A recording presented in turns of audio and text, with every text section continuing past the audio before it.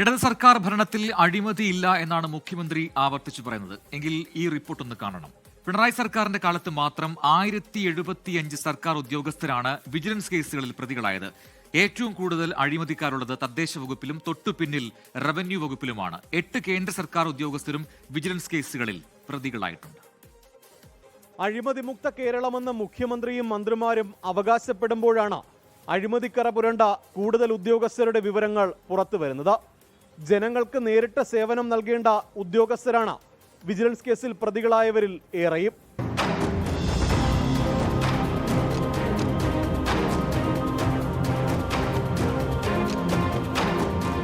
അഴിമതി ഇല്ലാതാക്കാൻ സംസ്ഥാനത്ത് പല അന്വേഷണ ഏജൻസികളും നിലവിലുണ്ടെങ്കിലും ഇവയൊന്നും തങ്ങൾക്ക് ബാധകമല്ലെന്ന മട്ടിലാണ് ഒരു വിഭാഗം സർക്കാർ ഉദ്യോഗസ്ഥർ. രണ്ടാം പിണറായി സർക്കാരിന്റെ കാലത്ത് 1075 സംസ്ഥാന സർക്കാർ ഉദ്യോഗസ്ഥരാണ് വിജിലൻസ് കേസിൽ പ്രതികളായത്. ഇനി ആ കണക്കിലേക്ക് വന്നാൽ വിജിലൻസ് കേസിൽ പ്രതികളായ ഉദ്യോഗസ്ഥർ ഏറ്റവും കൂടുതൽ തദ്ദേശ വകുപ്പിലാണ്, 304 പേർ. തൊട്ടുപിന്നിൽ റവന്യൂ വകുപ്പ് 195 ഉദ്യോഗസ്ഥർ.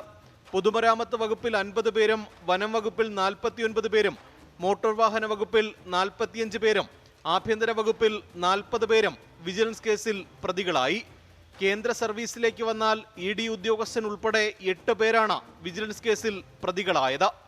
സർക്കാർ ഉദ്യോഗസ്ഥരിലെ അഴിമതിക്കാരെ പിടികൂടാൻ ഓപ്പറേഷൻ സ്പോട്ട് ട്രാപ്പ് എന്ന പേരിൽ വിജിലൻസ് പരിശോധന നടത്തിവരികയാണ്. കൈക്കൂലിക്കാരായ 700 ഉദ്യോഗസ്ഥരുടെ പട്ടികയും ഇതിനായി തയ്യാറായി കഴിഞ്ഞു. തിരുവനന്തപുരത്ത് നിന്ന് MG പ്രതീഷ്, 24. പൊതുജനം കഴുതയല്ല സാർ. ലോകത്തെവിടെയായാലും ഏത് സമയത്തും 24 വാർത്തകളും ഓഗ്മെന്റഡ് റിയാലിറ്റി പാക്കേജുകളും എക്സ്പ്ലെയിനറുകളും വിശദമായി കാണാൻ ഞങ്ങളുടെ യൂട്യൂബ് ചാനൽ നിങ്ങൾക്ക് സബ്സ്ക്രൈബ് ചെയ്യാം.